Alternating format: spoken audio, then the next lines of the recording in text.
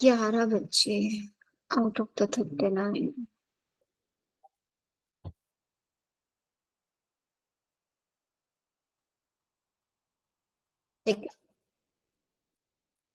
Good evening everyone.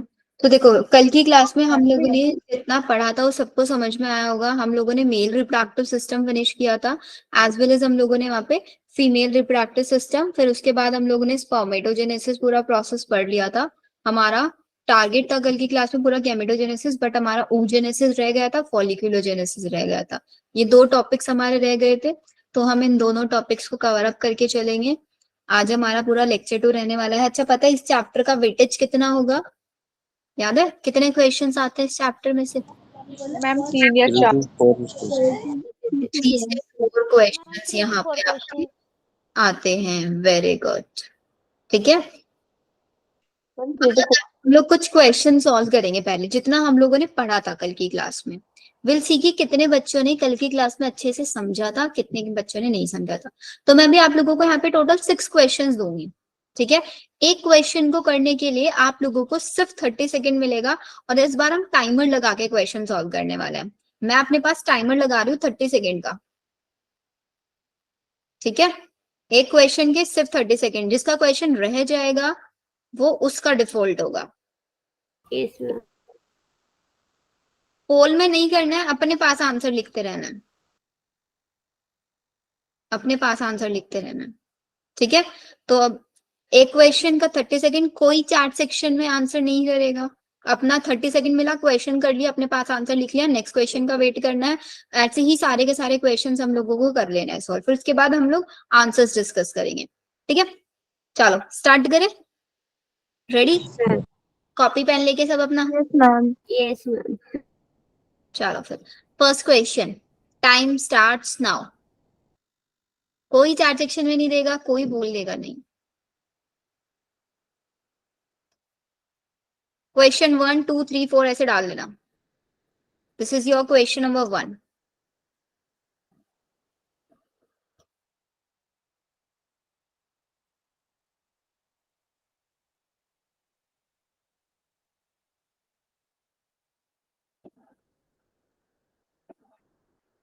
Time finish. Next question. ये question 2023 में आया हुआ है। जिसने 23 का पेपर दिया था उसको पता होगा।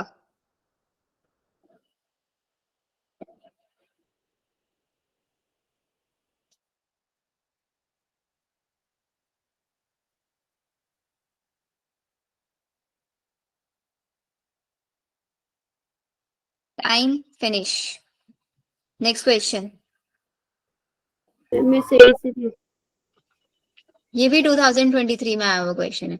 इसको अच्छे से देखना। देखो, स्टेटमेंट वाला क्वेश्चन है, थोड़ा सा इमेज इसका क्लियर नहीं था। स्टेटमेंट 1 पढ़ना पहले, फिर स्टेटमेंट 2 पढ़ना, और फिर ऊपर दोनों वाले स्टेटमेंट के रिस्पेक्ट में कौन सा ऑप्शन सही है 1 2 3 4 में से। ठीक है, 7 सेकेंड्स लेफ्ट, जल्दी करो। क्वेश्चन नंबर 3 है ये। Time over. क्वेश्चन।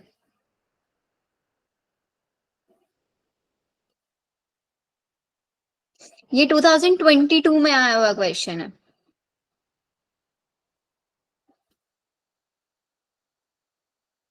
मैम आज सिर्फ क्वेश्चन होंगे? नहीं बेटा, पहले रिकैप होगा लास्ट क्लास का, फिर नेक्स्ट टॉपिक पढ़ेंगे।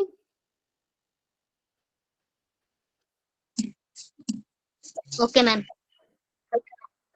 Next question.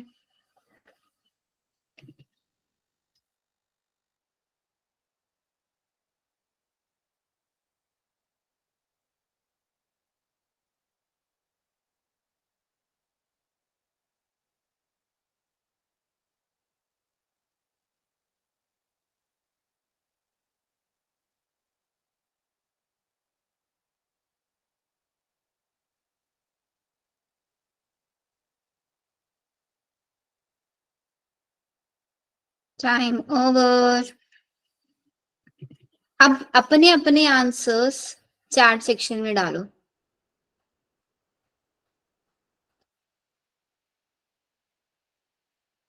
चार सेक्शन में टाइम मत वेस्ट करो अभी डालने में, आंसर्स मैच करो, ठीक है, कि आप कितने क्वेश्चन कर पाए कितने नहीं कर पाए। सबसे पहला, Bartholin gland are situated, Bartholin gland कहाँ पे सिचुएटेड होता है, इसका answer C Vagina. C very good. Next question, correct answer ma'am functional C trap the C. Poly. Ma'am इसका ऑप्शन सी होएगा, to trap poly. Next, both is B are correct. कितने बच्चे agree कर रहे हैं ऑप्शन 4 के लिए, जल्दी चार सेक्शन में बताओ।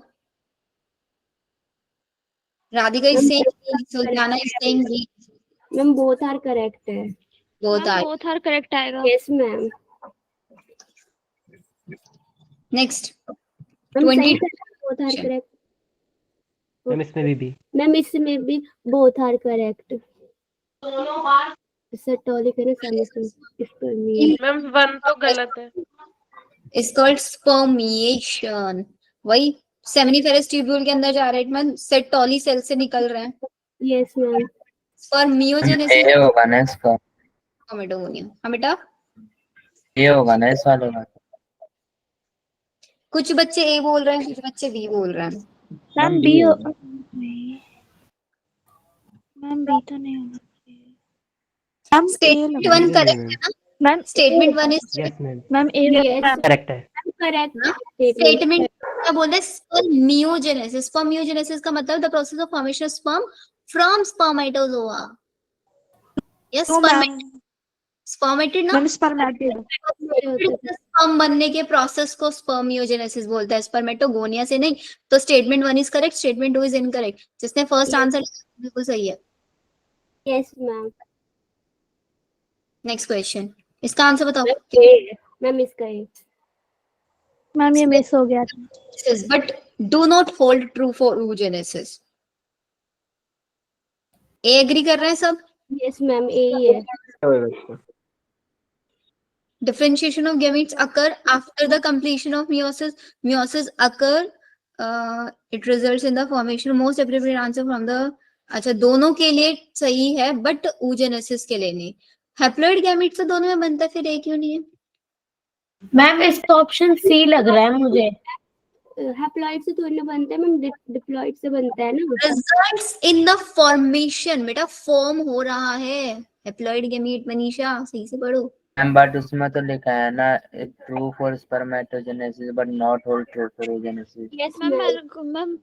oogenesis जो होते हैं वो डिप्लॉइड होता है, डिप्लॉइड से जो हमारे पास सेकेंडरी oocyte आता है, तो क्या वो हैप्लॉइड नहीं होता है? हैप्लॉइड होता है मैम वो तो। दोनों केसेस में हैप्लॉइड ही तो बनता है। तो बट मैम इसमें oogenesis पहले ट्रू नहीं होना चाहिए ना वो। Does not hold for oogenesis। Does not hold true for oogenesis, oogenesis के लिए सही नहीं है। तो ए स्टेटमेंट तो दोनों के लिए सही है। तो मैम ये नहीं होगा। बट ऑप्शन में कहीं पे भी ए है ही नहीं। तो मैम हमें ऐसा ऑप्शन चाहिए जो दोनों। ऐसा ऑप्शन दे नहीं रखा है, तो next option, differentiation of gametes occur after the completion of meiosis. क्या मियोसिस होने के बाद differentiation is what? Maturation. Maturation, हाँ लास्ट क्लास से मैचुरेशन होता है गैमीट का, जब हमारे पास क्या हो जाता है, मियोसिस कंप्लीट हो जाता है। मियोसिस, चलो अभी बी का ऑप्शन में कंफ्यूज हो गए होंगे कि बी होगा या नहीं होगा।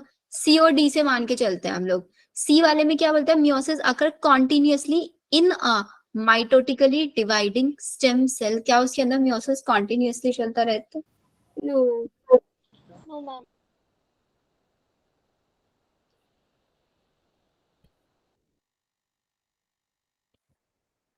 बी में तो कोई कंफ्यूजन नहीं है, बी तो सही है क्योंकि वो स्पर्मेटोजेनेसिस में होता है लेकिन इस क्वेश्चन का स्क्रीनशॉट लो एंड सोचना इस पूरे क्वेश्चन को बैठ के अच्छे से। मैम बी में वो एक फेस पे जाके अरेस्ट हो जाता है ना, ओगोनिया।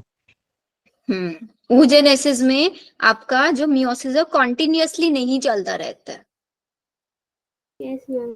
क्योंकि वहां पे अरेस्टिंग वाला केस है। वो चलो प्राइमरी इन सबको छोड़ो, ई वाले पे देख लो भाई, it is initiated at puberty.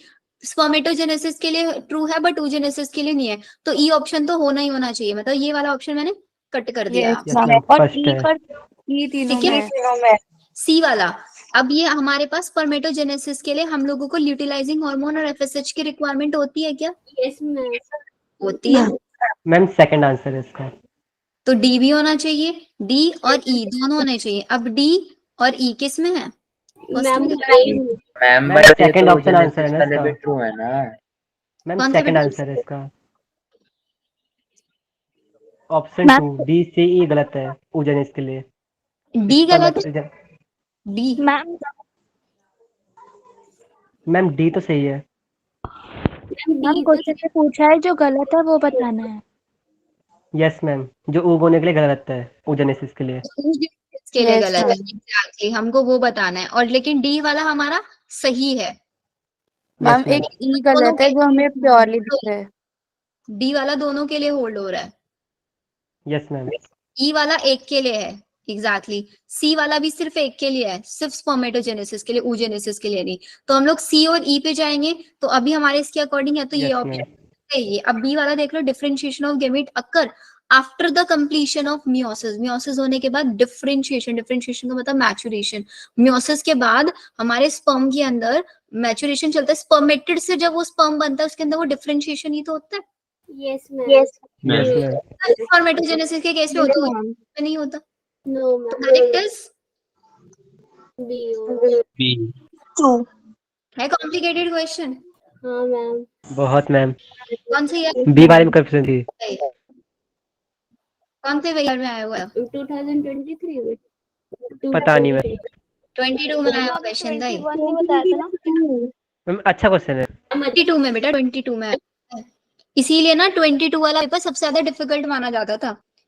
जो लास्ट वाला क्वेश्चन था देखो, वो भी टाइम कंज्यूमिंग था। Yes ma'am. बहुत लेंदी है मैम।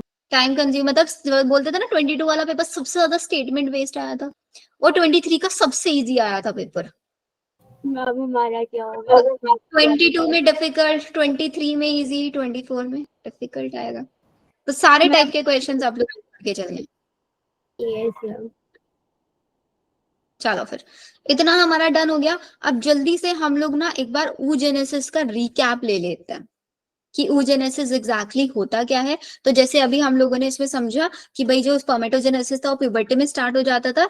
ये सिर्फ समझना, अभी बीच में बोलते हो ना तो फिर वो बच्चों को समझ नहीं आता।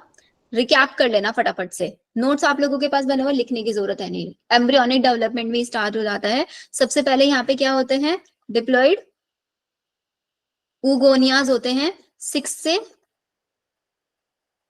7 मिलियंस के अराउंड oogoनियाज होते हैं। सबसे पहले इनके अंदर माइटोसिस होता है।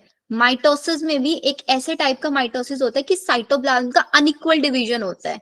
एक बड़ी सेल बन जाती है और एक छोटी सेल बन जाती है। वो छोटी सेल है तो क्या कर जाएगी? अपनी पोटेंशियलिटी लॉस कर देगी। जो सेकंड वाली है वो ग्रो करेगी, जैसे स्पर्मेटोजेनेसिस के अंदर हुआ था। एंड इसी को वहां पे प्राइमरी स्पर्मेटोसाइट बोल रहे थे, इसको प्राइमरी oocyte। तो क्वेश्चन आएगा प्राइमरी oocyte डिप्लॉइड होता है, डिप्लॉइड होता है, दिस इज डिप्लॉइड। इसके अंदर 8 होगा, 7 नहीं, 6 क्या बेटा? मैम 6 से 8 मिलियन होगा, 7 नहीं। एनसीईआरटी ने कितना दिया हुआ है? 8 6 से 8। लो 6 से 8 कर दिया। मियोसिस 1 हुआ। मियोसिस 1 में अगेन 2 सेल्स मेरे पास बन के आनी चाहिए, है ना? Haploid haploid. लेकिन क्या होता है, इसका मियोसिस 1 अरेस्ट हो जाता है यहीं पे डिप्लोटीन 1 में। और ये अरेस्ट कब तक रहता है? पहले बर्थ तक एज इट इज रहेगा, और बर्थ से लेकर जब तक गर्ल के अंदर प्यूबर्टी नहीं आ जाती तब तक उसके oogoनियाज किस स्टेज में रहेंगे? प्राइमरी oocyte की फॉर्म में रहेंगे, डिप्लोटीन 1 में अरेस्टेड रहेंगे।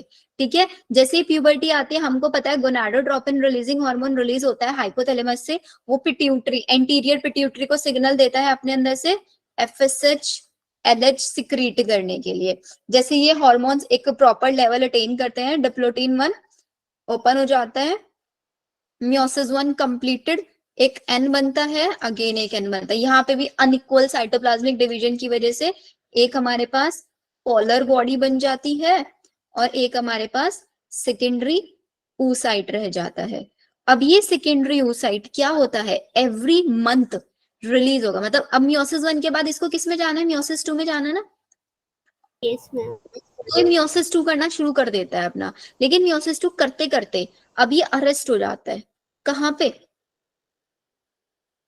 मेटाफेज 2 में जाके अरेस्ट हो जाएगा। तो इसका मतलब जितनी भी गर्ल्स हैं at the stage of puberty, सबके अंदर जो एग्स हैं वो सेकेंडरी oocyte के फॉर्म में है, और जो कि मेटाफेज 2 में अरेस्टेड है, वो सब है। तो मेंस्ट्रुअल साइकिल के टाइम पे क्या होगा, ये वाला प्रोसेस कहाँ पे चल रहा है, ओवरी के अंदर चल रहा है। ओवरी के मेडुला पार्ट में या फिर कॉर्टेक्स रीजन में, मैम ये डिफरेंस नहीं पता चलता ओवम और सेकेंडरी oocyte में क्या डिफरेंस है? ओवम सबसे एंड में बनता है, बिल्कुल जाके अभी सेकेंडरी oocyte बस। ठीक है ma'am. Ma'am ma'am primary oocyte के बाद बनता है ना सेकेंडरी oocyte? हाँ, प्राइमरी से ही तो बना, प्राइमरी oocyte के अंदर मियोसिस 1 हुआ, उससे मियोसिस 1 से एक प्राइमरी पॉलर बॉडी बना, एक सेल बना जिसको हमने सेकेंडरी oocyte बोल दिया। मैम पॉलर बॉडी का क्या काम होता है? कुछ काम नहीं होता बेटा पॉलर बॉडी का, डिफरेंशिएट हो जाना। हम साइटोप्लाज्म होता है ना कि कुछ टाइम पीरियड तक ये रहता है, फिर उसके बाद डिफरेंशिएट हो जाती है ये, क्योंकि बहुत कम साइटोप्लाज्म उसके पास दिया जाता है। पूरा प्रोसेस नहीं है, ओवरी के कॉर्टेक्स रीजन में पेरीफेरी वाले पार्ट में चल रहा है, और बिकॉज बीच में जो मेडुलरी वाला रीजन है उसमें तो नर्व्स वगैरह, वेसल्स, ये सब चीजें प्रेजेंट है। यहाँ पे मियोसिस 2 में मेटाफेज 2 में जाके अरेस्ट हो गया, तो क्या होगा, एवरी मंथ 2 ओवरीज है, अल्टरनेटली एक मंथ में एक ओवरी से सेकेंडरी oocyte रिलीज होगा और जाएगा कहाँ पे, फेलोपियन ट्यूब में जाता है। फिर फेलोपियन ट्यूब में वो वहां पे स्पर्म का वेट करेगा, फर्टिलाइजेशन अगर हो गया, अगर फर्टिलाइजेशन हो गया तो फर्टिलाइजेशन होते ही इसका मियोसिस 2 फिनिश हो जाएगा। तो मियोसिस 2 कब फिनिश होगा, आफ्टर फर्टिलाइजेशन। तो लेट सपोज फर्टिलाइजेशन हो गया है, तो मियोसिस 2 के बाद यहाँ पे क्या बनेगा, सेकेंड पोलर बॉडी बनेगा, Yes. और एक Ooted. ओवम बनेगा, या फिर इसी को ही हम ooted बोल देते हैं, ये बनेगा। आए समझ में? तो अब आपसे कोई क्वेश्चन पूछता है कि प्राइमरी पोलर बॉडी कहाँ पे बनती है, ओवरीज में, और सेकेंड पोलर बॉडी कहाँ पे बनी, फेलोपियन ट्यूब में। फेलोपियन ट्यूब में बनी ना, यस मैम। ठीक है। अब फर्टिलाइजेशन के बाद ऐसा क्या हुआ इसके अंदर कि भाई मियोसिस 2 इसका फिनिश हो गया, जैसे ही एग की सेकेंडरी oocyte है, अरेस्टेड है मेटाफेज 2 में, उसके पास स्पर्म आता है, तो स्पर्म के एंट्री लेते ही इसके अंदर प्रोसेस स्टार्ट हो जाता है, मेटाफेज रिलीजिंग कॉम्प्लेक्स ऐसा होता है, मेटाफेज प्रमोटिंग कॉम्प्लेक्स टाइप से, जो मेटाफेज को प्रमोट करता है कि भाई आप अपना मेटाफेज फिनिश करो। ऐसे इसका मेटाफेज होना शुरू हो जाएगा, सेकेंड पोलर बॉडी बन जाएगी, पोलर बॉडी वाइट डिजनरेट हो जाएगी, ये आपका ओटेड बन जाएगा। फिर ओटेड क्या करेगा, स्पर्म के साथ फ्यूज कर लेगा, और फ्यूज करके जाइगोट जाइगोट का फॉर्मेशन हो जाएगा। लेट्स सपोज ये होता है कि फर्टिलाइजेशन नहीं हुआ, उस केस में क्या होगा, मैम ये ooted मेंस्ट्रुअल साइकिल यही सेकेंडरी जो मेटाफेज 2 में अरेस्टेड है, फेलोपियन ट्यूब में तो जाएगा ही जाएगा, वहां पे स्पर्म का वेट करे, स्पर्म आया, फर्टिलाइजेशन हो जाएगा और इसका मियोसिस 2 कंप्लीट हो जाएगा। लेकिन अगर स्पर्म की एंट्री नहीं होती है, मैम कॉर्पस ल्यूटियम बनके डीजनरेट हो जाएगा और एंडोमेट्रियम लाइनिंग कॉर्पस ल्यूटियम नहीं बनेगा अभी इसमें, इसके अंदर कॉर्पस ल्यूटियम नहीं बनता, कॉर्पस ल्यूटियम ओवरी में बनता है, यहाँ पे ही डायरेक्ट डीजनरेट हो जाएगा। समझ में? कोई डाउट है किसी को? No ma'am. तो क्वेश्चन क्या है पोलर बॉडी और सेकंड पोलर बॉडी कहाँ पे होती है? बेटा, प्राइमरी पोलर बॉडी कहाँ पे बनी है, ओवरी के अंदर बनी ना, ये पूरा प्रोसेस ओवरी में चला, और ये सेकेंडरी oocyte फेलोपियन ट्यूब में चला गया, तो सेकेंड पोलर बॉडी कहाँ पे बनी, फैलोपियन ट्यूब। तो आप अपने अगर नोट्स बना रहे हो, जैसे मैंने आप लोगों को लास्ट क्लासेस से बोला शॉर्ट नोट बनाओगे, तो उन शॉर्ट नोट्स में ये लिखोगे प्राइमरी पोलर बॉडी कहाँ पे? ओवरी में। Secondary polar body fallopian tube. और अरेस्टेड लिख लोगे, मियोसिस 1 में डिप्लोटिन 1 में अरेस्ट हो जाता है, और प्यूबर्टी के टाइम पे कौन सी स्टेज में अरेस्टेड रहता है? मेटाफेज 2 में अरेस्टेड रहता है। तो 4 डेटा वाले क्वेश्चंस आ गए हमारे पास। Yes ma'am. बेटा Sultana, ma'am? Total polar body 2 ही तो हुई, 3 थोड़े ना। मैम अरेस्टेड मतलब वो वहां पे रेस्ट कर रहा है? अरेस्टेड का मतलब रोक दिया गया है, वहां पे उसको अरेस्ट कर लिया गया है, उस प्रोसेस को आगे पूरा नहीं होने दिया जा रहा है। Okay ma'am. ठीक है, कल की क्लास में बोला था ना, पढ़ के आना टॉपिक, पढ़ के आते तो कंफ्यूजन थोड़े कम होते, है ना। चलो अब आ जाओ जरा फॉलिक्यूलर जेनेसिस। अब फॉलिक्यूलर जेनेसिस से पहले आप लोगों को एक चीज समझाती हूँ मैं। लेट सपोज ये हमारे पास क्या है? ओवरी। ओवरी का ये आपका मेडुला मेडुला और मेडुला, मेडुला बाहर कॉर्टेक्स। कॉर्टेक्स वाला रीजन है। इसी कॉर्टेक्स में आपका oogenesis और कोई मुझे बता सकता है oogenesis और follicular genesis में क्या डिफरेंस है? क्या फॉलिकल्स और oogonia अलग अलग दो स्ट्रक्चर्स हैं? उसमें फॉलिकल्स अटैच होते जाते, टर्जरी प्राइमरी फॉलिकल बनते, फिर उसके अंदर ऐसे कैविटी बन जाती है, और oogenesis में तो नहीं। कंफ्यूज रहती हो। गुंजन बताएगी, गुंजन का मैम फॉलिकल्स ओव्यूल के बाहर वाली लेयर्स हैं जो उसको कवर कर रही है, और वहां से एंजाइम्स रिलीज होते हैं, और वहीं पर जब स्पर्म आके अटैक करता है तो देखो, उसको ये जो हमने पढ़ा ना कि भाई इतने टाइम पहले क्या थे हमारे पास, ऐसे ओवोनियास थे, प्राइमरी oocyte, सेकेंडरी oocyte, ये सब बना।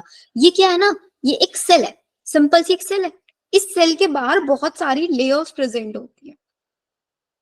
जब हम सिर्फ सेल की बात करते हैं, उसकी स्टडी करते हैं, उसको हम oogenesis बोल देते हैं। और जब हम उसको और उसकी लेयर्स को, उसके आसपास कौन कौन सी सेल्स हैं, उनको भी लेके स्टडी करते हैं, उसको फॉलिक्यूलर देते हैं, फॉलिकल्स का बनना। तो यहीं पे फॉलिक्यूलर जेनेसिस में आपका सबसे पहले हमारे पास क्या होता है?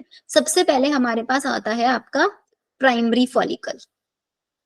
प्राइमरी फॉलिकल का मतलब है इसके अंदर है आपका प्राइमरी oocyte। ठीक है, अब ये प्राइमरी oocyte है, इसी को प्राइमरी फॉलिकल बोल रहे हैं, क्योंकि बीच में हमारा oocyte बैठा हुआ है, और उस oocyte के बाहर सिर्फ और सिर्फ एक सिंगल लेयर होती है हमारे पास, कौन सी सेल्स की?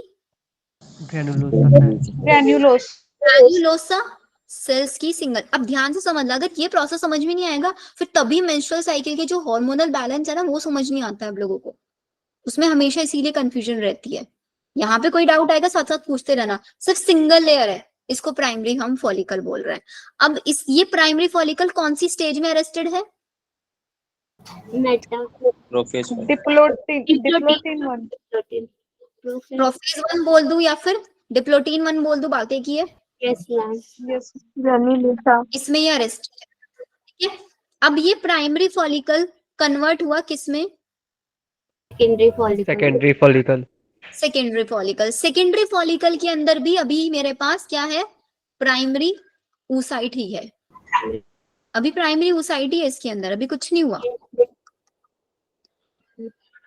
सिर्फ क्या हुआ, ये जो ग्रानुलोसा सेल्स है, इनका काउंट बढ़ गया है यहाँ पे। तो अगर आपसे कोई डिफरेंस पूछे, what is the difference between primary follicle and secondary follicle? उसमें ग्रेनुलोसा की लेयर बढ़ गई है बस। हाँ, तो यहाँ पे है मैनी लेयर्स ऑफ ग्रान्युलोसा सेल्स। ठीक है, इसके अलावा इसके बाहर एक और थीका लेयर भी आ जाती है।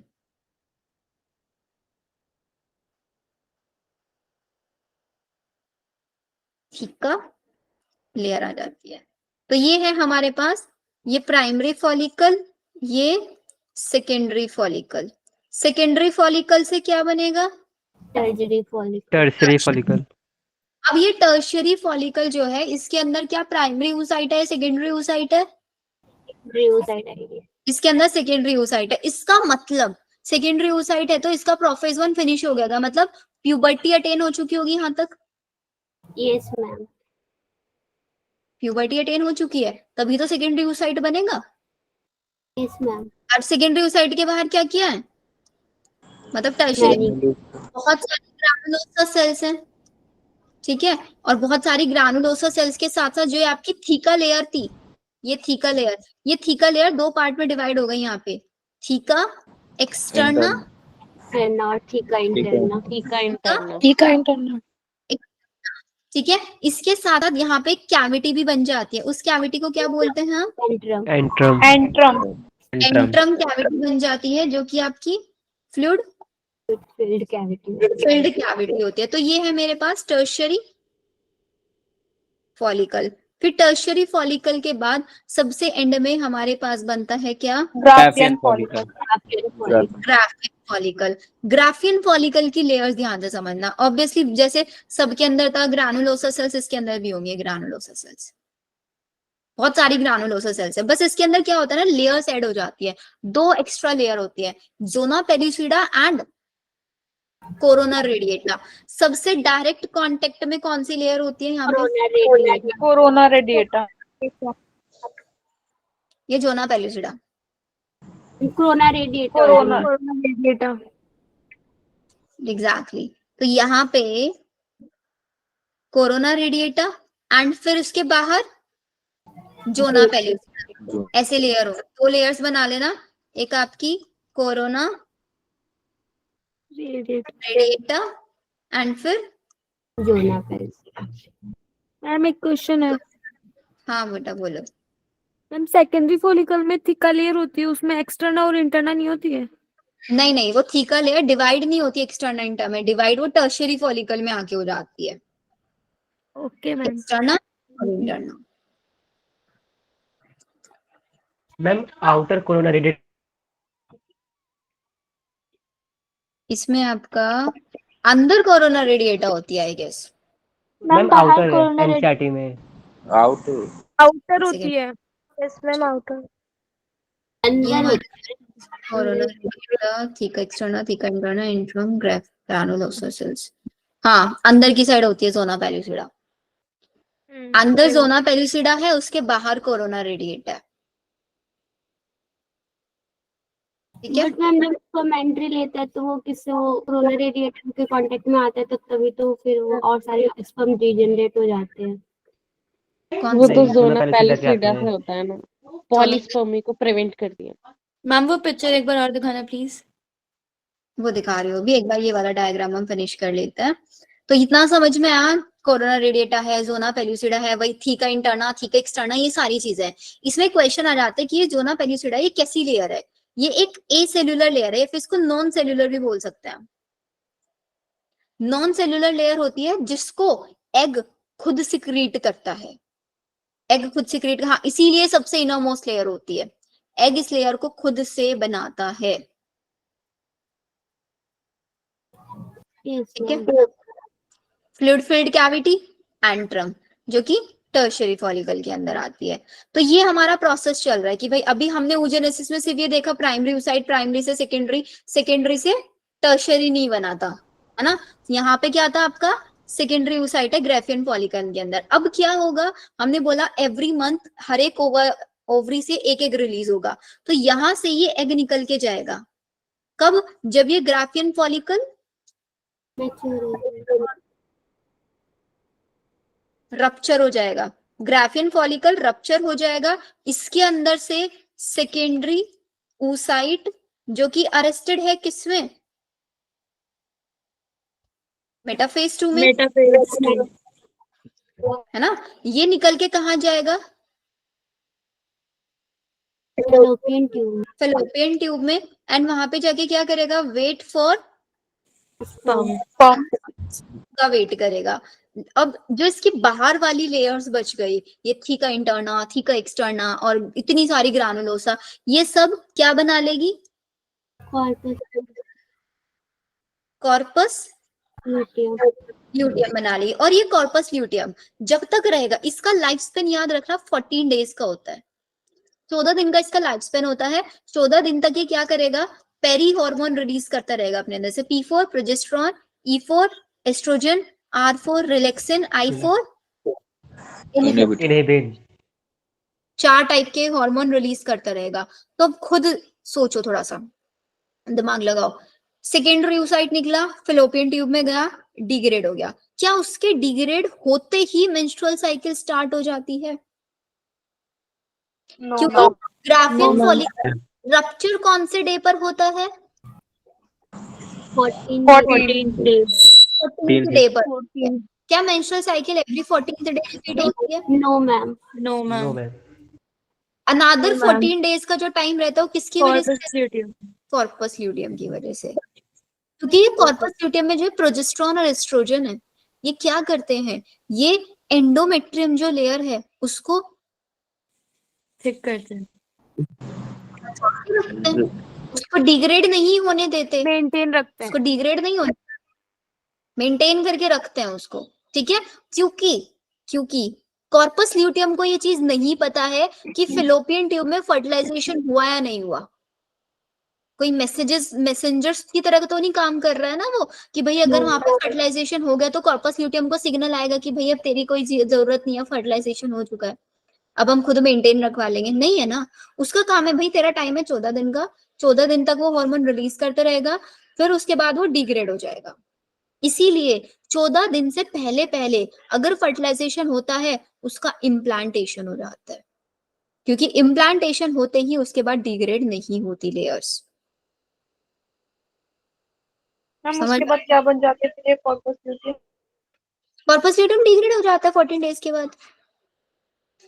मैम जैसे अगर फर्टिलाइजेशन हो गया और इम्प्लांटेशन हो गया तो उसके बाद ये फिर कॉर्पस ल्यूटियम कहाँ जाएगा?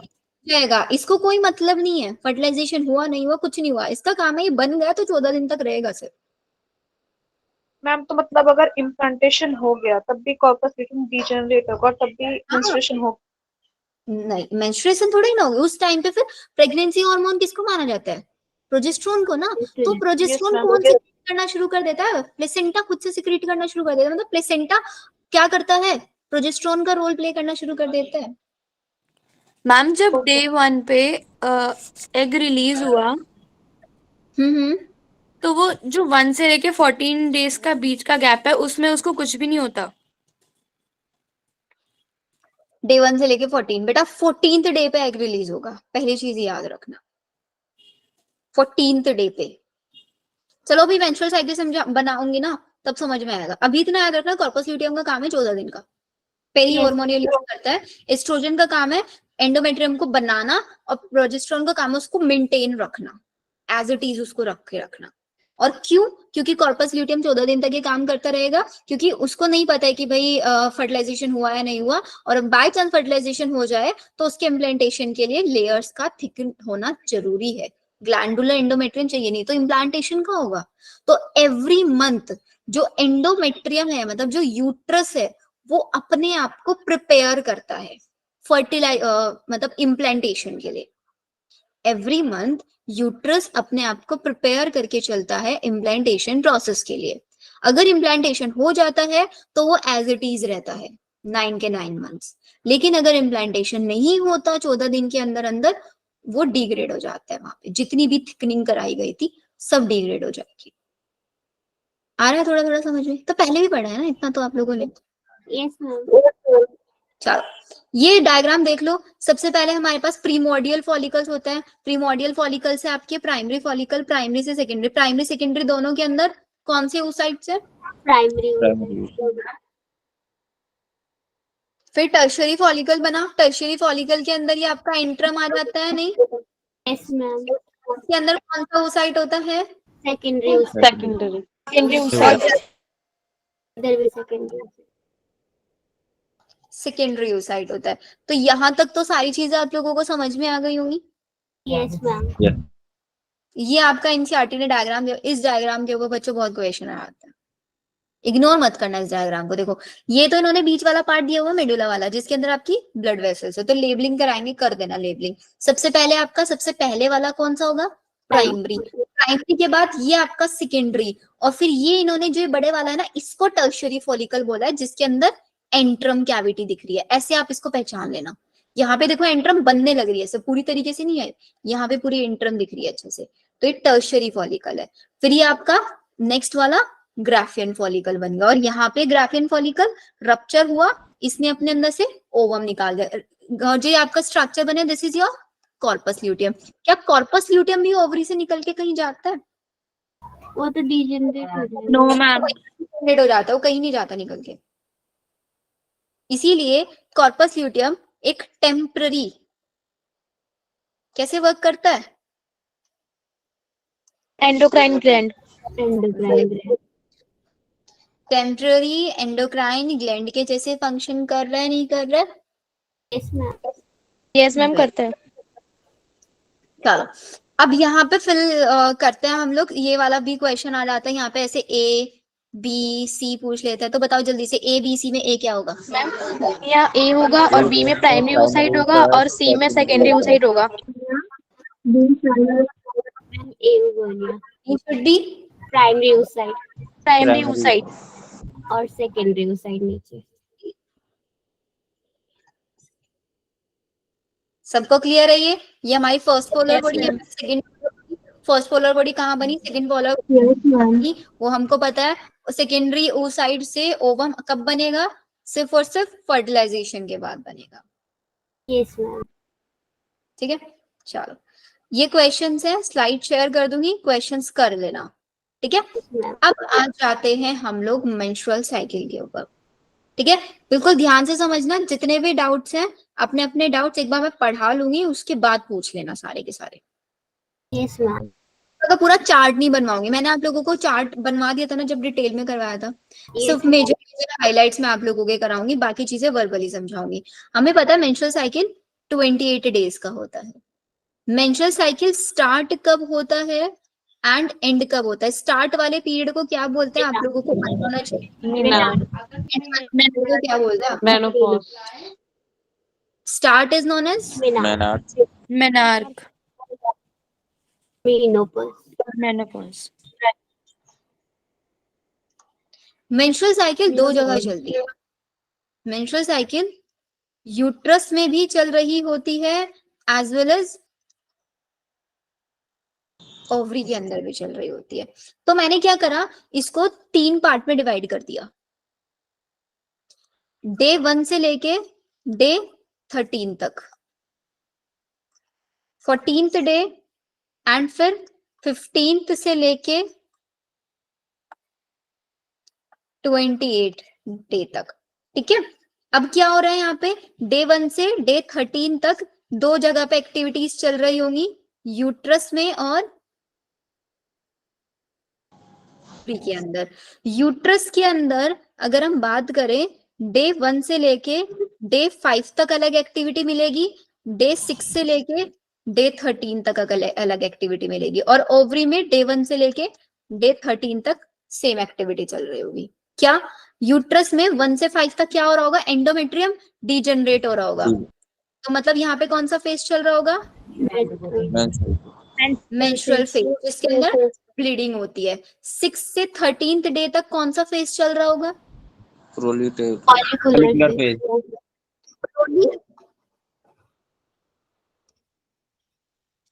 फेरेटिव फेज चल रहा। प्रोलीफेरेशन का मतलब होता है किसी चीज को बनाना, प्रोलीफेरेट करना। तो भाई जो यहाँ पे एंडोमेट्रियम डिजेनरेट हुई है, उसी को 6 से लेके 13 तक बनाया जाएगा। ठीक है, जो वॉल बनाई गई है उसी वॉल को बनाया जाएगा। और ओवरी के अंदर 1 से 13 तक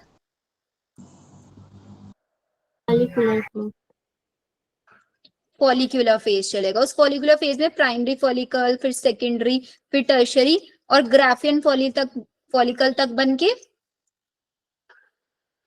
तैयार हो जाएगा। एग्जैक्टली 14th डे पर क्या होगा? ओव्यूलेशन। ओव्यूलेशन का मतलब क्या है? ग्राफियन फॉलिकल रप्चर हो जाएगा। अब सबसे बड़ा क्वेश्चन यहाँ पे ये आता है, भाई कैसे पता चलेगा ग्राफियन फॉलिकल का कि 14 डे आ गए? उसके पास कोई कैलेंडर थोड़े ही ना है। कौन? LH peak. हाँ, एलएच पीक। और वो एलएच पीक कैसे आती है, समझा? हम जब एंडोमेट्रियम बन जाती है। मैम जब ल्यूटिनाइजिंग हार्मोन का ज्यादा सिंथेसिस होता है एक्सेस में, तो फिर एलएच सर्ज हो जाता है। सिंथेसिस ज्यादा मैम वो गोनाडोट्रोपिन रिलीजिंग हार्मोन। बाकी बच्चे भी शांत बैठे हैं ना, कि शांत बैठने के लिए नहीं आए हो, बोलो आंसर्स दो अपना अपना। मैम एस्ट्रोजन का ज्यादा सिंथेसिस हो जाता है ना। कहाँ से एस्ट्रोजन सिंथेसिस हो रहा है? मैम गोनाडोट्रोपिन रिलीजिंग हार्मोन जो है वो सिग्नल देता है, फिर गोनाडोट्रोपिन। मनीषा पढ़ लिया करो बेटा, नहीं पढ़ के आया ना। अच्छा ऑनेस्टली बताना कितने बच्चे ये सोच के आए मैम ये टॉपिक पढ़ाने वाली है तो हम पढ़ के चलते हैं, हैंड रेज करके बताओ ऑनेस्टली। झूठ मूठ वाला हैंड रेज नहीं चाहिए मुझे। सिर्फ 7 बच्चे पढ़ के आए। अगर आप लोग इन टॉपिक्स को एक बार अच्छे से अपने नोट से पढ़ लो, क्योंकि ऐसा तो है नहीं ना कि पहले आप लोगों को ऐਵੇਂ ही पढ़ाया गया था, एक एक प्रोसेस बहुत अच्छे से पढ़ाया था मैंने आप लोगों को, पूरा नोट्स पोट्स बनवा बनवा के। पुनीत क्लास में हो? पुनीत ठाकुर, रमशा, मैम वो क्वेश्चन क्या पूछा था, मतलब हार्मोन्स कहाँ से रिलीज होते हैं? आखिर क्या पता, कैसे पता चलता है ग्राफियन फॉलिकल को किसको कब रप्चर होना है? बच्चों ने बोला मैम LH पीक आती है, तो मेरा क्वेश्चन है भाई वो LH आता कहाँ से? LH आ जाता है, चलो आ भी जाता है तो उसको पता कैसे चलता है कि मुझे एग्जैक्टली 14th डे पर ही आके सबसे ज्यादा आना है? मैम कॉर्पस ल्यूटियम 14 डे पे रिलीज होता है इसलिए। साक्षी पिट जाओगे। कॉर्पस ल्यूटियम कैसे बन गया? अभी तो ओव्यूलेशन भी नहीं हुआ। मैम सिग्नल आता है ना। मैं नहीं बताऊंगी यार इसका आंसर, खुद मैम पिट्यूटरी हार्मोन से सिग्नल आता है ना, फिर LH और FS रिलीज होता है तो फिर सिग्नल जाता है, तब ये सब होता है। वो सिग्नल कैसे आता है? शाफी आप सही जा रहे हो, सिग्नल मुझे जानना है कैसे आता है। मैम ग्राफियन फॉलिकल रप्चर हो जाता है। हाँ वो रप्चर कैसे होता है राधिका? क्यों रप्चर होता है, क्या जरूरत है? मैम LH सर्च होता है ना। What is LH surge? रटना छोड़ दो भाई, जब तक चीजें रटते रहोगे ना तब तक कभी कामयाब नहीं हो पाओगे। एस्ट्रोजन की हाई पीक हो जाती है तो वो हाइपोथैलेमस हाँ को अब सिग्नल देता है। एस्ट्रोजन की हाई पीक कैसे होती है वो और बता दो बस। Ma'am high gonadotropin amount of in estrogen, आते हैं। हाई अमाउंट ऑफ एस्ट्रोजन हो जाता है तो उसमें वो एस्ट्रोजन एस्ट्रोजन हो क्यों रहा है, कैसे हो रहा है? फॉलिकल डेवलप हो जाता है इसलिए होता है। नहीं बस एक मैम word, फॉलिकल एक word में बोल रहे हो आप लोग। एस्ट्रोजन कहाँ से सिक्रीट होता है?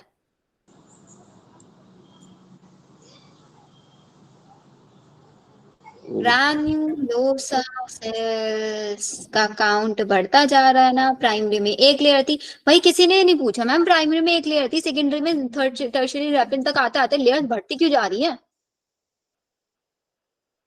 Granulosa cells, these are the cells which secrete estrogen को secrete एस्ट्रोजन करते हैं ग्रैन्युलोसा। सबसे ज्यादा ग्रानुलोसा हो गया है, तो इतना ज्यादा ग्रानुलोसा हो गया, इतना ही ज्यादा एस्ट्रोजन हो गया कि उसका सिग्नल गया किसके पास? पिट्यूटरी के पास। पिट्यूटरी ने क्या किया? LH और FSH सिक्रीट करा।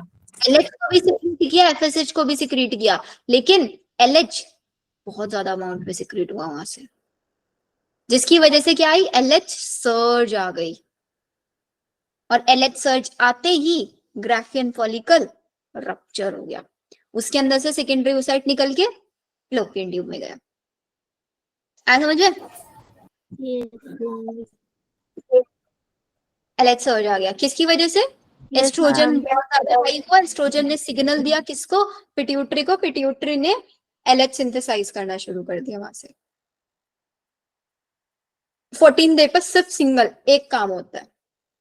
फिर 15th डे पर आ जाओ, 15th डे पर भी अगेन वही, भाई यूट्रस में कुछ और चल रहा है, ओवरी में कुछ और चल रहा है। अब यूट्रस में क्या हुआ था, यूट्रस के अंदर तो प्रोलिफेरेशन चल रहा था 6 से 13th डे तक, 14 में ये हुआ। मैम अब यूट्रस के अंदर क्या, कौन सा फेज?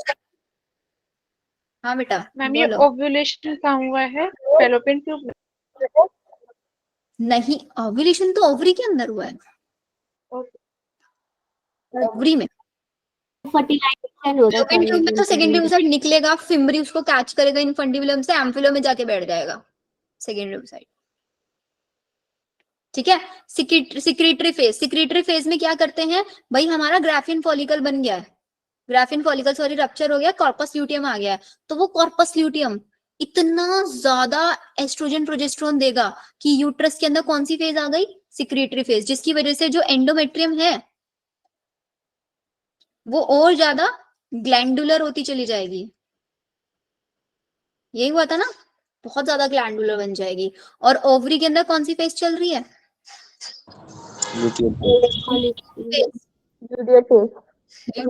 ना कॉर्पस ल्यूटियम, जिसका टाइम कब तक है, 14 दिन। ठीक है, 14 दिन तक क्या होगा, 14 दिन तक ये कॉर्पस ल्यूटियम रहेगा ओवरी के अंदर, वो वहां से पेरी हार्मोन रिलीज करता रहेगा, और जब तक पेरी हार्मोन आता रहेगा तब तक एंडोमेट्रियम एज इट इज रहेगा। मतलब ये ल्यूटियल फेज जो है 14 दिन की फेज है ये, 16th डे मतलब 15 से 28 डे तक ये रहेगा। ल्यूटियम डिग्रेड हुआ, कॉर्पस ल्यूटियम डिग्रेड हो गया, बॉडी के अंदर एस्ट्रोजन प्रोजेस्टेरोन का लेवल बिल्कुल डाउन, तो एंडोमेट्रियम फिर से डिजेनरेट, तो वापस 1 डे चल जाएगा या नहीं चल जाएगा, 28 के बाद 1, यही साइकिल रिपीट हो गई नहीं हो गई। फिर 1 से 5 डे तक फिर मेंस्ट्रुअल रहा है, फिर 5 दिन के बाद 6 से लेके फिर वापस एंडोमेट्रियम बनाया जा रहा है, ओवरी के अंदर फॉलिकल्स डेवलप होते जा रहे हैं, फॉलिकल्स को डेवलप करने के लिए कौन सा हार्मोन लगता है, एफएसएच लगता है, फॉलिकल स्टिमुलेटिंग हार्मोन। एक टाइम पे ये मेक श्योर करता है एक ही फॉलिकल डेवलप करे। मैम एक से ज्यादा हो गए तो नहीं होते, तो मल्टी ओव्यूलेशन हो जाता है फिर वो। ओके मैम, तभी ट्विंस होते हैं क्या? रेयर केसेस होता है बट वो बहुत, कि दोनों ओवरी एक साथ एग रिलीज कर देती हैं, उसमें भी एक ही ओवरी मतलब एक ही ओवरी एक साथ 2 एग रिलीज ना करके दोनों ओवरी से एक साथ एग रिलीज हो जाता है। Okay ma'am. आया मेंस्ट्रुअल साइकिल समझ में? Ma'am yes ma'am. Yes ma'am. अब ये वो डायग्राम है जिस डायग्राम को देख के बच्चे बहुत रोते हैं, बहुत परेशान होते हैं। अब इस डायग्राम को आप खुद से समझो, एक बार दिमाग लगाओ जो भी मैंने समझा। डे 1 से लेके डे 29 तक इन्होंने साइकिल बना के दिया हुआ है। मैम इस मंथ में 2 बार मेंस्ट्रुअल फेज आता है, एक मंथ में 2 बार मेंस्ट्रुअल, इसमें क्या होता है मैम साइकिल में, एक मंथ में 2 बार कहाँ आता है बेटा, एक ही बार आता है मेंस्ट्रुअल फेज, एक मंथ में एक ही बार आता है। पहले एंडोमेट्रियम डिजनरेट हुआ, उसको बनवाएंगे, उसको बनेगा वो 13 दिन तक, फिर उसके बाद वो ओव्यूलेशन हो जाएगा, ये सब हो जाए बेटा। उसमें ना मेडिकल केसेस होते हैं, सबसे स्ट्रेस नहीं होता, स्ट्रेस की वजह से वो ना होता है इसमें जनरली कुछ स्टोन वगैरह का केस मैंने सुना है ऐसा होता है, या फिर सबसे ज्यादा होता है ना हॉर्मोन्स की वजह से होता है, जिसकी बॉडी के अंदर हॉर्मोन्स डिसबैलेंस रहता है, पीसीओएस और पीसीओडी वाले केसेस होता है।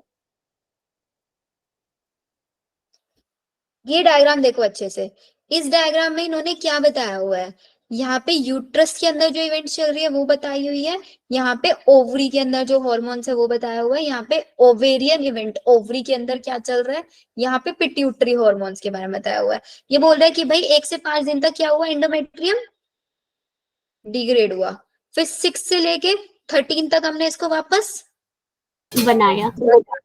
ठीक है। अब डिग्रेड हुआ, आप खुद देख रहे हो डिग्रेड किसकी वजह से होता है, एस्ट्रोजन प्रोजेस्टेरोन की कम लेवल की वजह से। तो ये दोनों हार्मोन्स हमारे पास देख रहे हो लेवल इनका बिल्कुल कम है, फिर जैसे जैसे एंडोमेट्रियम बनते जा रहा है इसका लेवल बढ़ता जा रहा है।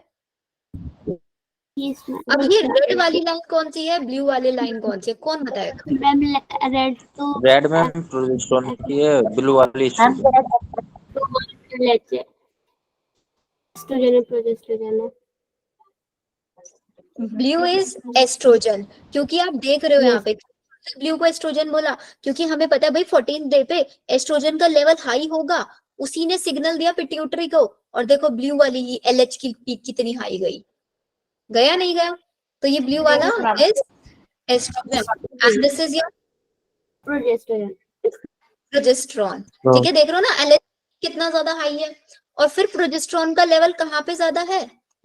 लुटियल फेज में। 50 किसमें? लुटियल फेज में, क्योंकि कॉर्पस ल्यूटियम सबसे ज्यादा पेरी हार्मोन जो रिलीज करता है, सबसे ज्यादा अमाउंट में इसमें प्रोजेस्टेरोन रखता है, वो सबसे ज्यादा उससे प्रोजेस्टेरोन रिलीज होता है। क्योंकि प्रोजेस्टेरोन देखो लेवल देख रहे हो आप, किसका हाई है? प्रोजेस्टेरोन का। और फिर जैसे जैसे कॉर्पस ल्यूटियम डिग्रेड होता जा रहा है, इन दोनों हार्मोन्स का लेवल डाउन हो गया, और डाउन हो गया, वापस से मेंस्ट्रुअल फेज स्टार्ट हो गई। देखो डे 1 स्टार्ट हो गया। प्राइमरी, सेकेंडरी, टर्शरी, फिर ये आपका ग्राफियन फॉलिकल 14th डे पर एग्जैक्टली ओव्यूलेशन हो रहा है। ओव्यूलेशन के टाइम पे FSH LH दोनों की पीक हाई है, लेकिन LH सर्ज इसलिए बोलता है क्योंकि LH की पीक देखो कितनी ज्यादा हाई है। और यहाँ पे FSH की पीक ज्यादा है क्योंकि फॉलिकल स्टिमुलेटिंग हार्मोन है, फॉलिकल्स की ग्रोथ हो रही है, तो धीरे धीरे FSH है। यहाँ पे आके पूरी तरीके से फॉलिकल ग्रो हो गया है, तो इसका पीक थोड़ा सा डाउन हुआ है। जब ओव्यूलेशन हुआ तब पीक हाई हुआ, क्योंकि जब आपका एस्ट्रोजन सिग्नल देता है पिट्यूटरी को, तो पिट्यूटरी LHS FSH दोनों सिक्रीट करता है एक साथ, क्योंकि दोनों ही गोनाडोट्रोपिन माने जाता है। कभी भी एक साथ एक नहीं आता कि LH आ गया सिर्फ FSH नहीं है, साथ साथ रिलीज होता है। यस डायग्राम क्लियर है ये? Yes ma'am. मैम मैम इस पूरी साइकिल में प्रेगनेंसी के रेट किस में हाई है, कौन से डे पे? सबसे ज्यादा कौन से में? ओव्यूलेशन वाले टाइम पीरियड में हाई है। तो 13th डे से लेके, क्योंकि जरूरी नहीं है 14th डे पर, वेरी करता है, मतलब 12 से लेके 17 18 तक आप मान के चलो, 12 से 17 तक या 13 से 17 18 भी बोल देते हैं, वो फर्टाइल पीरियड कंसीडर किया जाता है, क्योंकि जिस केस में जो एग है फेलोपियन ट्यूब में होगा, जब तक वो फेलोपियन ट्यूब में रहेगा तब तक प्रेगनेंसी के चांसेस हाई है। वो डिग्रेड हो गया उसके बाद नो प्रेगनेंसी। मैम जो कॉन्ट्रासेप्टिव मेथड में होता है उसमें तो बोलता है 10 से 70 डेज जो होता है वो होता है, मतलब हाँ, तो 10 से 17 वहां पे कंसीडर कर लेते हैं, क्योंकि गर्ल्स की जो साइकिल होती है मोस्टली वो वेरी करती रहती है। किसी का ओव्यूलेशन 12 पे, 13 पे, किसी भी डेज पे हो जाता है। उन्होंने मोस्ट फर्टाइल पीरियड बोला, लेकिन उसमें सबसे ज्यादा फर्टाइल अगर हम मानेंगे ना तो 14th डे पर होता है। मतलब जिस डेट से साइकिल स्टार्ट हो रही है उस डेट से काउंट करते चलना, 14 14 का करके 5 डेज मेंस्ट्रुअल साइकिल वाले हटा के, उसके बाद डेज 7 8 9 10 करके वहीं पे काउंट हो जाता है कि 12 के बाद 14 15 15 तक मान के चलता है कि हाँ इतना ओव्यूलेशन होगा। Yes ma'am. ठीक है, यस मैम। यहाँ तक कोई डाउट है किसी को? No ma'am.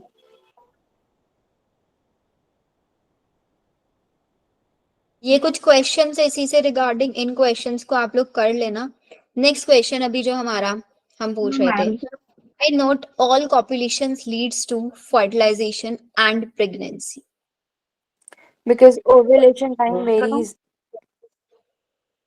Ma'am same time पे स्पर्म मैम जो और स्पर्म्स रिलीज होते हैं और ओवम ओवम एक होते जगह हैं पे नहीं पहुंच वो पाते हैं। सेम टाइम पे नहीं पहुंच पाते। पेंडुलम के पास।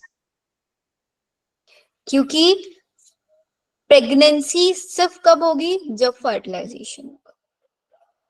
ठीक है, तो फर्टिलाइजेशन के लिए इंश्योर करना पड़ता है कि एग और ओवम दोनों के दोनों सेम टाइम पे अवेलेबल होने चाहिए, क्योंकि एग का लाइफ स्पेन कितना होता है? Max 24 our. मैम स्पर्म का कितना होता है? 48 होता है ना? 48 आवर होते हैं। 72 तक मान के चलते हैं उसका। 72। Okay ma'am. तो देखो कितने कम चांसेस हैं फर्टिलाइजेशन होने के। Yes ma'am. तो इसलिए all copulations does not lead to fertilisation and pregnancy. इसके लिए साइमल्टेनियसली एग का और स्पर्म का मीटिंग बहुत जरूरी होता है। क्लियर है क्वेश्चन सबको? Yes ma'am. फर्टिलाइजेशन के केस में होता क्या है? सिंपली हमें पता है फर्टिलाइजेशन में एक साथ कितने मतलब इंसेमिनेशन में एक साथ कितने स्पर्म्स आते हैं? मैम 2 से 200 to 300 million. million। 300 million sperms आता है, लेकिन फर्टिलाइजेशन कौन कर पाता है? सिर्फ और सिर्फ एक फर्टिलाइज कर पाता है।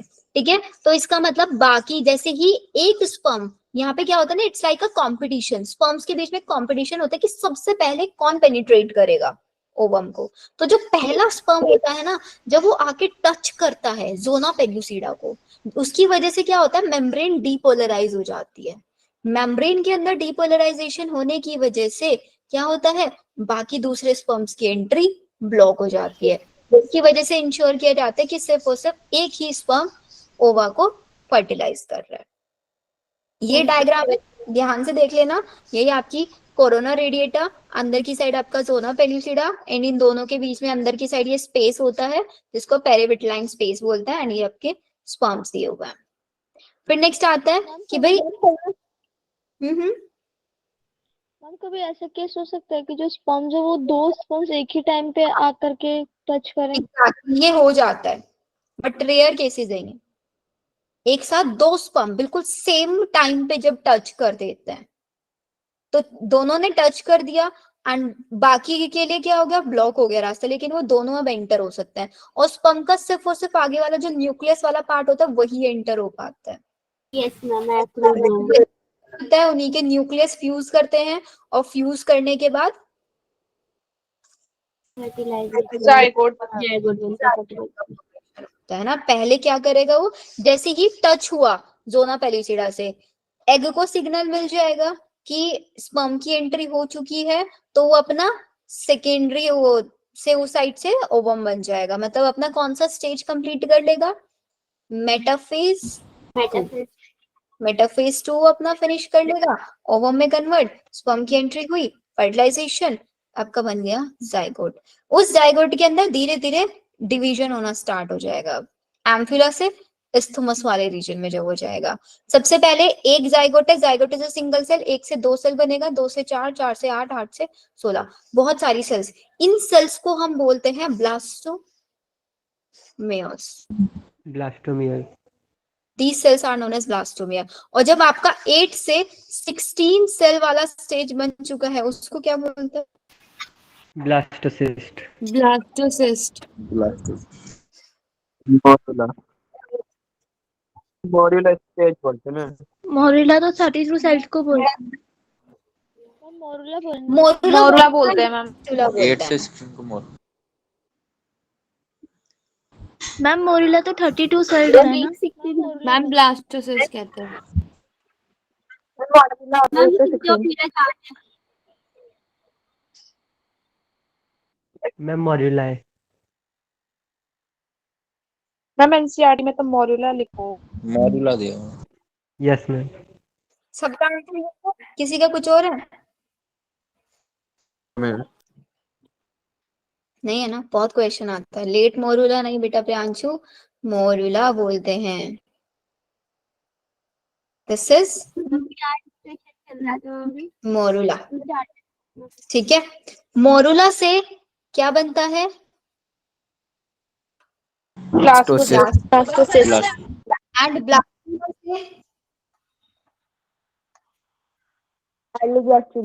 से गेस्टुला। मोरुला, ब्लास्टुला, गेस्टुला, ये स्टेजेस चलती है। ठीक है, अब यहाँ पे क्वेश्चन आता है कि भाई आपका जो इम्प्लांटेशन होता है वो आफ्टर फर्टिलाइजेशन कितने दिन बाद होता है? जल्दी से।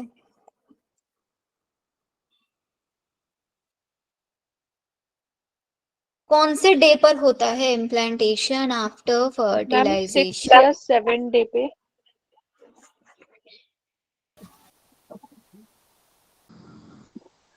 मैम 7th डे पर होता है। 14 days।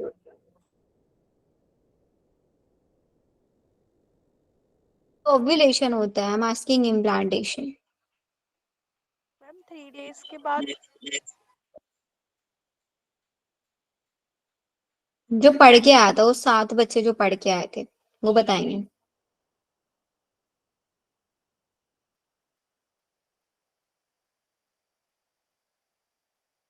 After ovulation 7 days, ovulation के बाद 7 days। आफ्टर ओव्यूलेशन, मनीषा नहीं, बिफोर, सोचो एक बार। Ma'am before ovulation. Manisha ma'am, यहाँ पे आप- ओव्यूलेशन से आ गया।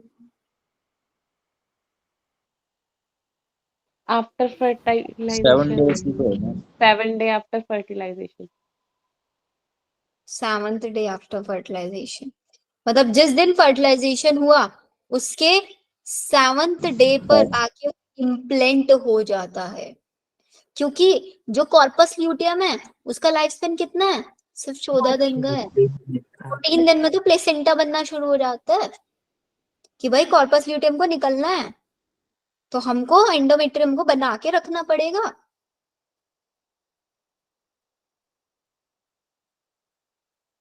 ठीक है। 7th डे पर इम्प्लांटेशन कहाँ पे होता है, यूट्रस की लाइनिंग्स के अंदर होता है, यस मैम। रखना है। ठीक है। और फिर जो हमारा सबसे पहले क्या बनाता है स्टेज में, मोरुला, ब्लास्टुला एंड गेस्ट्रुला। इसी के अंदर हमारे पास क्या होता है, जो आपका ब्लास्टुला बन रहा है, ये ब्लास्टुला, इसके हम ब्लास्टोसिस्ट बोल देते हैं। ब्लास्टोसिस्ट के अंदर क्या होता है, जितनी सेल्स होती है ना वो अपने आप को दो पार्ट्स में डिवाइड कर लेते हैं। एक आउटर लेयर होती है which is known as trophoblast, और अंदर का जो सेल मास होता है उसको बोल देते हैं इनर मास। इनर सेल मास।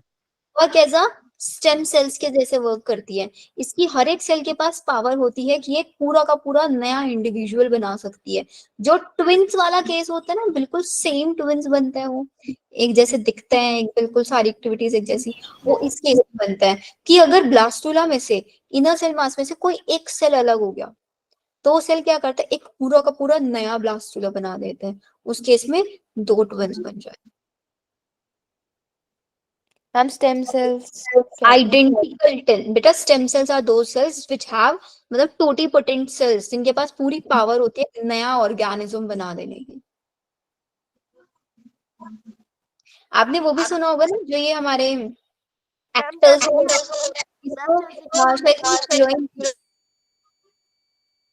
उसके स्टेम सेल को प्रिजर्व करके रखा गया है। मैम किसके द्वारा? नाम मेरे को याद नहीं है, बट एक हीरोइन का स्टेम सेल्स को उसने अपना स्टेम सेल प्रिजर्व कराया है, ताकि उसके आने वाले टाइम में उसी की कॉपी बना दी जा सके। मैम जैसे हम बोलते हैं कि छिपकली होती है उसकी अगर हम पूंछ काट दें तो फिर भी ग्रो हो जाती है। वो रीजनरेशन, दैट्स रीजनरेशन। यहाँ पे एक सेल, उसमें वो टेल को कट करते हैं, तो जो कट टेल है, टेल जो कट हुई, उस टेल से क्या पूरी की पूरी लिजार्ड आ जाती है? No ma'am. लिजार्ड के अंदर वापस टेल आते हो, कटी हुई टेल तो बेकार हो जाती है। यहाँ पे इसमें से एक सेल कट के अलग हुआ, उस सेल के अंदर पावर है, वो पूरा का पूरा नया ऑर्गेनिज्म बना रहा है। इसको स्टेम, मैम ठीक है। जो ओवर ओवुलेशन का आपने भेजा था, एक बार में 4 मतलब हो रही है या फिर 5, वो मैम कैसी होती है, वैसी होती है या फिर स्पर्म्स जो 4-5 स्पर्म आते तो उसमें वैसे हो जाती है एक साथ? मैम ओवर ओवुलेशन का आपने भेजा नहीं था एक वीडियो जिसमें एक फीमेल थी उनकी? हाँ, वो जेनेटिक्स वाले केसेस आ जाते हैं बेटा वहां पे, कि भाई किसी के अंदर जेनेटिकली क्या हो रहा है, एक साथ बहुत सारे एग रिलीज हो रहे हैं। अनश्वर कुछ बोल रहे हो आप? No ma'am. ब्लास्टोसिस्ट क्या, इम्प्लांटेशन उसका हो जाता है। इनर सेल मास में स्टेम सेल है जिसके पास पावर होती है पूरा का पूरा नया ऑर्गेनिज्म बनाने की। इनर सेल मास ही आपका क्या होता है, ये आपका ट्रोफोब्लास्ट से attach obviously and differentiate into the embryo. फिर वो 3 लेयर्स बना लेता है, एक्टोडर्म, एंडोडर्म, मेसोडर्म। इन्हीं तीनों लेयर्स से आपकी पूरे बॉडी ऑर्गन्स बनना शुरू होते हैं। डाइजेस्टिव सिस्टम में पढ़ते थे कि एंडोडर्म ऑरिजिन है, ब्रेन मेसोडर्म ऑरिजिन है, हार्ट मेसोडर्म ऑरिजिन है। Yes ma'am. पढ़ता है ना यस मैम। ऑरिजिन्स का। Ma'am clear? ब्लास्टोमियर भी ब्लास्टोसिस्ट को ही कहते हैं क्या? हाँ, ब्लास्टोमियर्स, ब्लास्टोमियर्स सेल्स का नाम है। और फिर जब उसके अंदर सेल्स को ऐसे लेयर्स में डिवाइड कर रहा है ना, आउटर ट्रोफोब्लास्ट, इनर, उसको ब्लास्टोसिस्ट बोल देते हैं। ठीक है। Yes ma'am. इम्प्लांटेशन हुआ तो क्वेश्चन आता है इम्प्लांटेशन कौन सी स्टेज में होता है, ब्लास्टोसिस्ट स्टेज में होता है इम्प्लांटेशन। फिर यहीं पे वो पूरा बेबी ग्रो कर जाएगा, एक्टोडर्म एंडोडर्म मेसोडर्म तीनों लेयर से सारा ऑर्गन्स बन के पूरा 9 मंथ का गेस्टेशन पीरियड हो जाएगा। नहीं बेटा क्लास एक्सटेंड नहीं कर रहे हैं, वी विल फिनिश इट बस। फिर ये इम्प्लांटेशन आपका पता है, इम्प्लांटेशन के अंदर क्या हुआ, वही प्लेसेंटा बनना शुरू होगा। अब ध्यान से समझना प्लेसेंटा कैसे बनता है।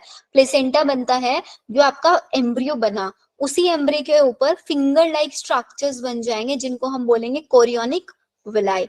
वो कोरियोनिक विलाई और मदर का जो यूट्रस के अंदर टिश्यूज है वो दोनों आपस में डिसइंटीग्रेट होके प्लेसेंटा बनाते हैं। तो क्वेश्चन यहाँ पे आता है प्लेसेंटा किस किस से बना, फीटस के यूट्रस से और कोरियोनिक विलाई से, ट्राइन टिश्यू से बना। प्लेसेंटा का काम है बेबी को नरिशमेंट देने का, ठीक है। इसके साथ साथ ये एक एंडोक्राइन टिश्यू का भी काम करता है। हमने बोला ना भाई प्लेसेंटा बन जाएगा और क्योंकि कॉर्पस ल्यूटेम डिजनरेट हो जाएगा, हार्मोन्स तो चाहिए ना, प्रोजेस्टेरोन एस्ट्रोजन, वो कहाँ से, यही की लिखा ना placenta act as a endocrine tissue की तरह वर्क करता है। ये अपने अंदर से HCG HPL ये दो, और these are the pregnancy hormone HCL and HCG। जो प्रेगनेंसी टेस्ट किया जाता है, प्रेगनेंसी टेस्ट किट आती है, उनमें भी इन्हीं दोनों हार्मोन्स को ट्रैप किया जाता है, क्योंकि प्रोजेस्टेरोन एस्ट्रोजन तो नॉर्मल फीमेल्स में भी मिलेगा। मैम दोनों होते हैं या फिर एक सिर्फ HCG को किया जाता है? दोनों HCG and HPL okay ma'am. Pregnancy के टाइम पे रिलीज होता है। और रिलैक्सिन हार्मोन भी प्लेसेंटा से होता है, लेकिन वो कब होता है, पार्चुरेशन के टाइम पे रिलीज होता है। जैसे पता ना पेरी हार्मोन था, लिखवाया था वहां पे, तो उसमें यहाँ ये वाला है जो रिलैक्स करने का काम करता है पार्चुरेशन के टाइम पे, जब कॉन्ट्रैक्शन होता है बहुत ज्यादा।